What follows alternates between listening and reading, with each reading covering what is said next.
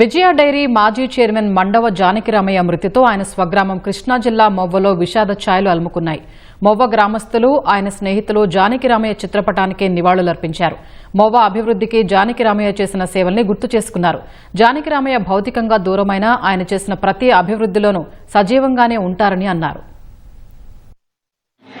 మండవ జానకిరామయ్య గారు 93 ఏళ్ల ఆయన కీర్తిశేషులైనారు. ఈ మొవ్వ కాలేజీ కానీ మొవ్వ అభివృద్ధిలో ప్రతి ఇటుకరాయి మీద ఆయన యొక్క హస్తం ఉంటుంది.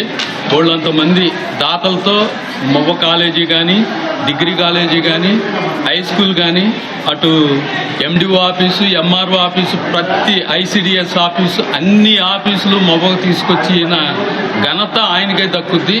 మొదటి నుంచి జానకిరామయ్య గారు మా మావయ్య గారి సమకాలీనులు. ఆయన గ్రామానికి ఏది అభివృద్ధి చేసినా కూడా ఆయనే ముందంజలో ఉండి ఆయన పేరు మీదే అభివృద్ధి కొనసాగింది.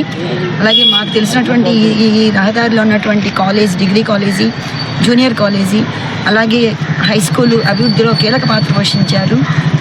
ఈరోజు ఉదయం ఆయన మరణ వార్తని మేమందరం దిగ్భ్రాంతికి లోనయ్యాము. వారి యొక్క కుటుంబ సభ్యులకి ప్రగాఢ సానుభూతిని తెలియజేసుకుంటున్నాం. మండవ జానకిరామయ్య గారి పేరు చేస్తే మొవ్వ పేరు చేస్తే మండవ జానకిరామయ్య గారు గుర్తొస్తారు. ప్రతి జనంలో కూడా ఆయన ఉన్నారు. అంత గొప్ప వ్యక్తి. మొవ్వలో ఉన్న 21 ఆఫీసులకి ఆయనే తీసుకొచ్చి ఆయనే శంకుస్థాపన చేపించి ఆయనే బిల్డింగ్లు కట్టించారు. గ్రామ అభివృద్ధి అంటే ఏంటో, అసలు గ్రామం అంటే ఆదర్శ గ్రామం అంటే ఎట్లా ఉండాలో చేసి చూపించారు. అందరూ కబుర్లు చెప్తారు, ఆయన చేసి చూపించాడు. ఈ పిల్లల్ని ఇక్కడే చదివించి కొన్ని వందల మంది ప్రతి ఏటా కొన్ని వందల మంది పట్టభద్రులు బయటకు వెళ్తాం. హై స్కూల్లో అయితే 900 స్ట్రెంగ్త్. ఆయన ఆత్మకి సద్గతి ప్రసాదించాలని చెప్పి భగవంతుని కోరుతున్నాను. అలాగే గ్రామానికి సర్పంచ్గా కాలేజీలు, కాంప్లెక్స్లు చాలా గ్రామాభివృద్ధి చేశారు.